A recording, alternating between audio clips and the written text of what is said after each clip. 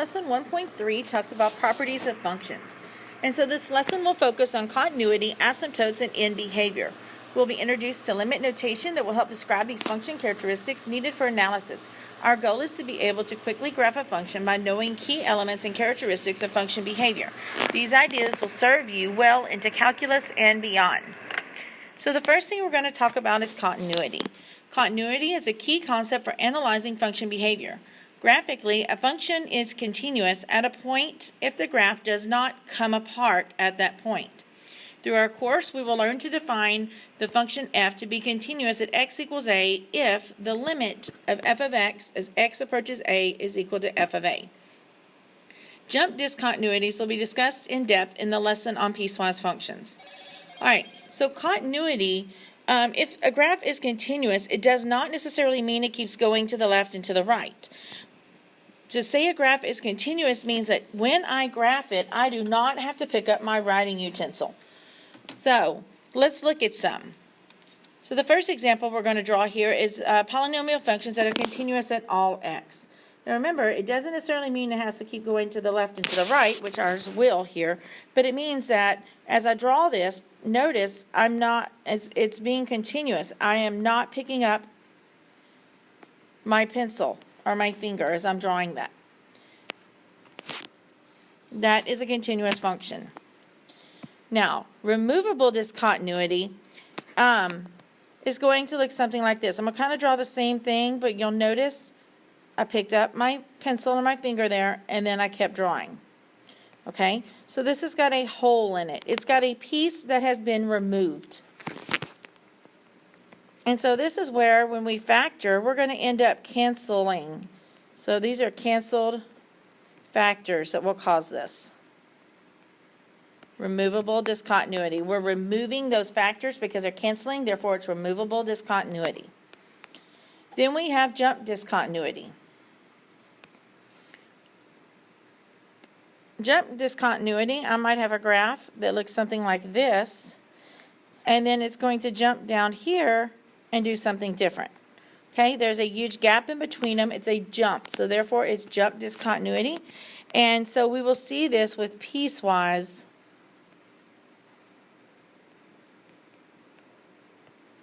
functions. And we'll talk about that in 1.4. And then infinite discontinuity is where we may have like some asymptotes here.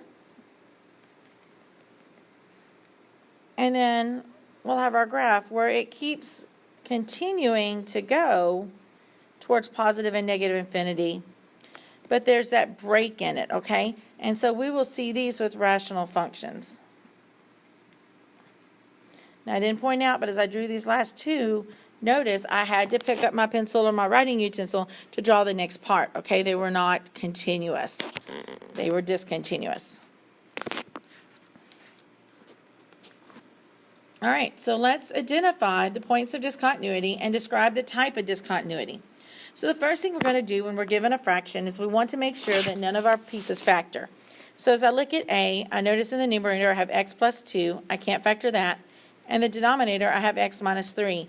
I can't factor that. Discontinuity is going to happen where the denominator is equal to 0. So I know here it's going to happen at x minus 3 equals 0. I'm going to solve for x. And so I find it's going to happen at x equals 3.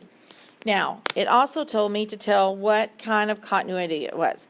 Because when I checked these, they didn't factor out and nothing would cancel, it is not removable discontinuity, which means that this is a rational function, therefore it's going to be infinite discontinuity.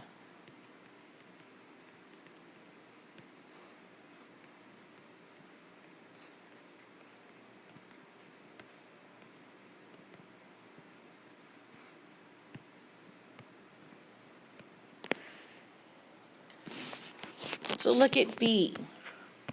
B, notice our numerator will factor. So we're going to factor that out. That's a difference of squares.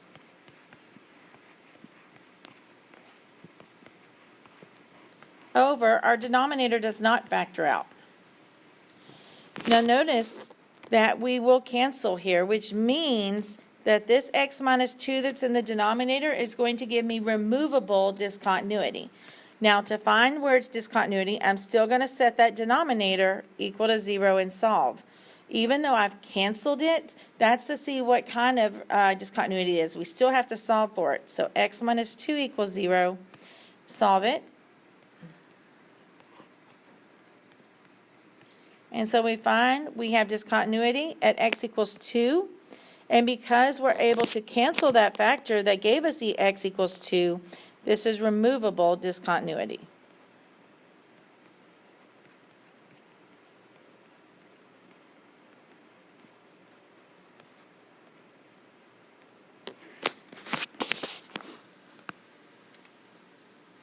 All right, asymptotes. Asymptotes describe the behavior of the graph at its vertical or horizontal extremities. The graph of the function f of x equals 2x squared over x squared minus 4 is shown at the right. Notice that the values of x become unbounded in the positive direction. As x goes towards positive infinity, the function values are approaching 2. And so what it's talking about is right here, you can see let me turn my pen on.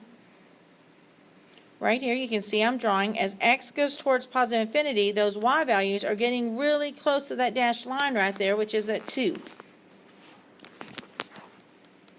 Okay, in similar fashion, the graph approaches the vertical lines x equals negative 2 and x equals positive 2.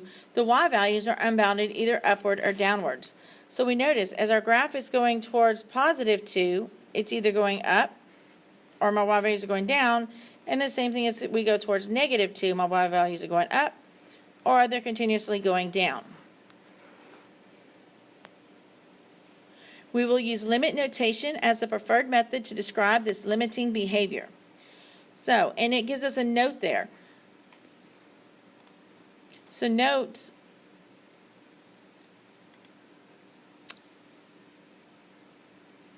hold on, sorry, got that pop-up. I just happened to notice it. It's going to drive me crazy. It's still there. There we go. All right, so note that x approaches c with a positive means that x approaches c from the right. So just remember it's like your number line. Your positive numbers are on the right, your negative numbers are on the left. So if it says as x approaches c with a little negative symbol, that means as x approaches c from the left. All right, and so looking at this graph here, let's talk about it for a minute. So I'm just going to work my way from left to right. So I can see here as I'm going through this graph, my x values are going towards that negative 2. So we can say as x goes towards negative 2 and is coming from the left, so put a little minus, what's happening to those y values? Y's are going up. They're getting bigger and bigger and bigger, so they're going to go to positive infinity. Now I'm going to jump to the other side of my graph there, and so I can see here as I'm going towards where x is approaching positive 2, so as x approaches positive 2 and it's from the right, my y values are also still going up, so they're going up to positive infinity. Now if I look at the ones on the bottom, first I'm going to look at the left side. So I can see as I go along my graph here, my x's are going towards negative 2, and this is from the positive side of the graph because I'm coming from the right towards it. We can say that our y values, they're going down, so they're going to keep going down to negative infinity. And then on the other side of that little parabola-looking shape there, if I go this way, my x's are approaching that line at 2 from the left, and my y's are going down, so my y's are going towards negative infinity. Now this isn't writing it in limit notation, but it gives us an idea on the positive and the negatives, and we can take this and change it then into limit notation here in just a little bit. All right, so horizontal and vertical asymptotes. We can have a vertical asymptote, and we're going to label it as x equals some number, and so I'm just going to call that number c. So it's always an equation, and it's x equals whatever some number is, okay? The graph behavior will approach the vertical line and either increase or decrease without bound. The graph of the function will never, ever, ever, ever, ever intersect a vertical asymptote. And so looking at this graph right here, It says that is the limit as x approaches c from the left. So let's say this is c. And as I'm coming from the left here, what's happening to those y values? They're going towards negative infinity. Then, as I'm approaching that same line, C, this time from the right, what's happening to my y values? They're going towards positive infinity. And so these will be negative or positive infinity when we answer them in limit as a limit. So now let's talk about a horizontal asymptote. A horizontal asymptote talks about end behavior, okay? And so end behavior sometimes can cross. But first, it's an equation of a line, so we're going to write it as y equals some number, and I'm just going to use b. So this graph will tend on the ends, on the far left and the far right, to go towards that b. And so you can see here, I'm going to let this horizontal dashed line, my horizontal asymptote there, be y equals b. So as x is going, the limit, let me read this correctly, the limit as x goes towards negative infinity, so right here is my x's are going towards negative infinity, what's happening to that y value? It's approaching that line b. And then as x goes towards positive infinity, so as my x's are getting bigger and bigger and bigger, going towards positive infinity, the other side here, we're also approaching that line b. And so that tells us that there is a horizontal asymptote when the two ends are going towards the same line.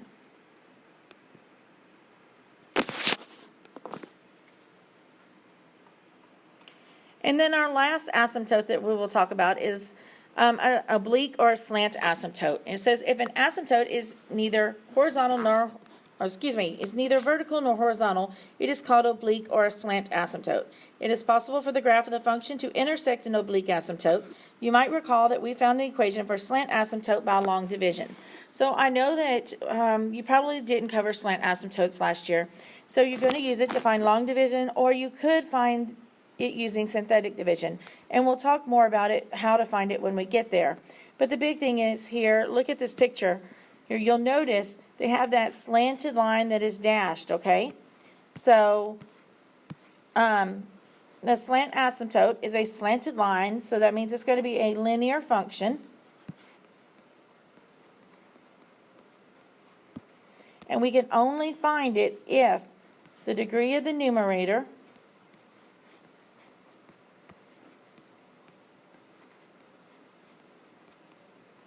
is greater than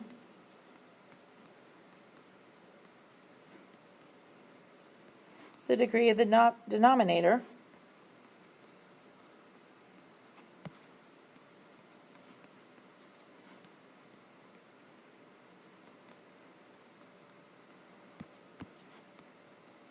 by 1. And we'll talk more about that when we get to it as well. All right, so let's talk more about horizontal asymptotes, how to find them. So there's 3 different cases. Case 1 is that the degree of the numerator is less than the degree of the denominator. If that is true, then the line y equals 0 will be the horizontal asymptote. And an example of this, degree of the numerator is less than, so we could have y equals x plus 4 over x squared plus 2x minus 8. And I just made that equation up, but you can see the degree of the numerator, which would be a 1 because of x to the first, is less than the degree of the denominator, which is 2 because of x squared. Remember, the degree is the largest exponent. Case 2 says, what if the degree of the numerator is equal to the degree of the denominator? Then the ratio of the leading coefficients is a horizontal asymptote. That is, y will equal a over b. So if you have some equation here where they're equal, the same degree on top and bottom, so let's do x plus 4 over 2x minus 7. Notice the numerator has x to the first, the denominator has an x to the first, therefore our degrees are the same. So our horizontal asymptote is the ratio of their coefficients. Remember, the coefficients are the numbers in front of the variables. So it's going to be the ratio of 1 over 2. So we get y equals 1/2 on this little example that I put here. And then case 3 says, what if the numerator is greater than the denominator? Well, if that is the case, then the graph has no horizontal asymptote. So if the top has a larger degree than the denominator, then there's no horizontal asymptotes.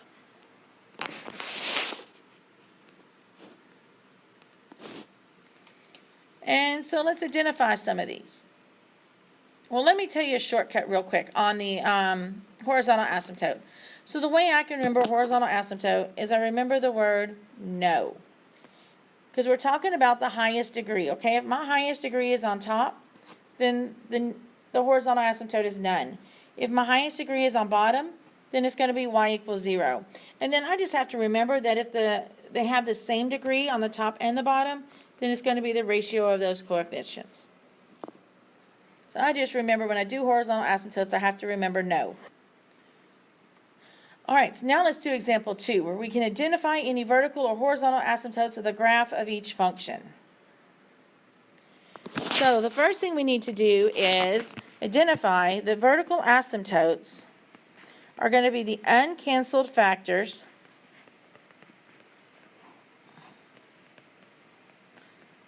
of the denominator equal to 0. Okay? So, because they're what's going to have that infinite discontinuity. So we've got to make sure we factor our fraction to see if anything cancels. So let's look at this first one here when we're looking for the vertical asymptote. And I notice I can factor that denominator, so I'm going to do that. So I'm going to keep the numerator the same and factor the denominator. Well, nothing will cancel now. So it wouldn't have hurt if I hadn't done it. But if something would have canceled and I didn't factor and find it, then I would have missed it.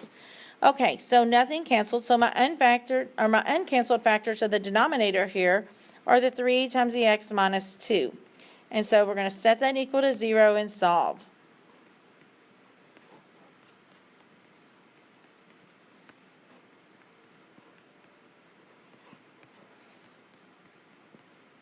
And so I have a vertical asymptote at x equals 2. Guys, make sure it's an equation of a line, so it's got to be x equals, and go ahead and label that it's your vertical asymptote. And so since I did this kind of underneath where I wrote vertical asymptote, it's labeled, but if not, we can always do that. All right, the horizontal asymptote. So remember, with your horizontal asymptote, we're looking for the highest degree.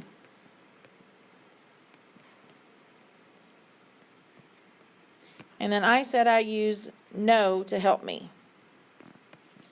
All right, so I'm going to look at this problem, and it's usually easier to look at the original one versus after I factored, because factor sometimes you have several parentheses. So when I look at the original one here, I'm going to look at that highest degree. So I notice the highest degree in the numerator is a 1. The highest degree in the denominator is also a 1. Therefore, it is both. And remember, we said if it's both, it's going to be y equals a over b, where a and b are the coefficients. So this one's going to be y equals, look at the coefficient of the numerator, there's a 1 there, over the coefficient of the denominator, there's a 3 there. So I get y equals 1/3 for my horizontal asymptote. So let's try b. Notice b, we can factor it. So let's do that. So I got x over, and the denominator is x plus 3 times x minus 3. Does anything cancel? It does not. So therefore, when I go to find my vertical asymptotes, remember they're the uncanceled factors of the denominator set equal to 0. So I'm going to set x plus 3 equals 0 and x minus 3 equals 0. They're both uncanceled factors. They're both set equal to 0. All right, and then solve. So I have a vertical asymptote at -3. And I have a vertical asymptote at +3. And then for my horizontal asymptote, we're still looking for that highest degree. So look at your 2 here. Notice the higher degree is on bottom. So if it's on bottom, remember that 0 meant it's at y equals 0.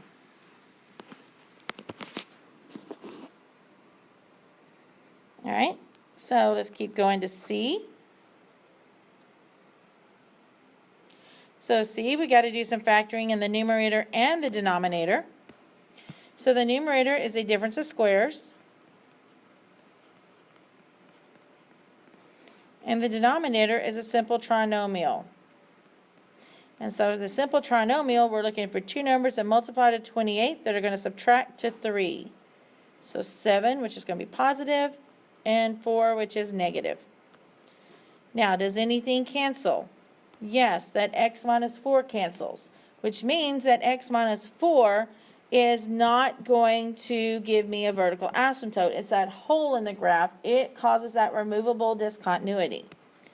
All right, so for my vertical asymptote, we set the uncanceled factors of the denominator equal to 0.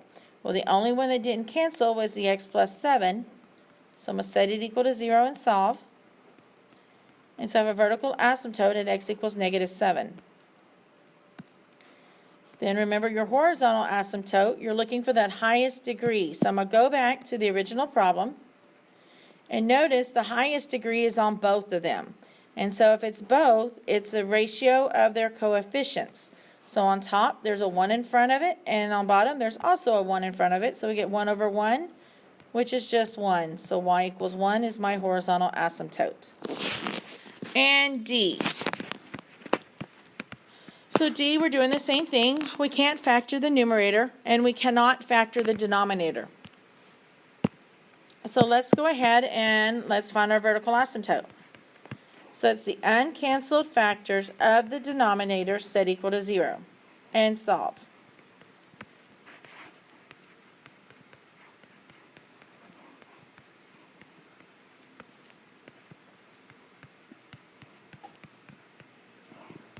And when we get to this point here, we're going to be taking the square root. So we'll get x equals plus or minus, but we get the square root of a negative. So that's going to give me an I in there, right? Now, wait a minute, though. This would be where my vertical asymptote is, which has to be on my real number line, but we don't have imaginary numbers on our real number line, do we? So in this case, because we ended up with an I, that means that there is no vertical asymptotes.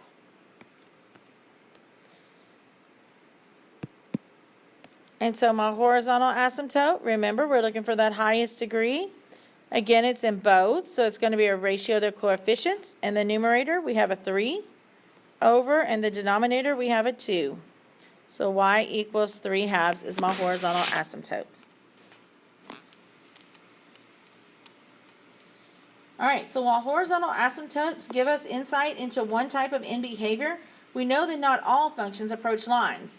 So next we're going to look at some possibilities for how a function might possibly behave as it approaches either end of the x-axis. And so I'm going to go ahead and put that one on another video, so I'm going to wrap this one up, and we'll continue the lesson in a minute.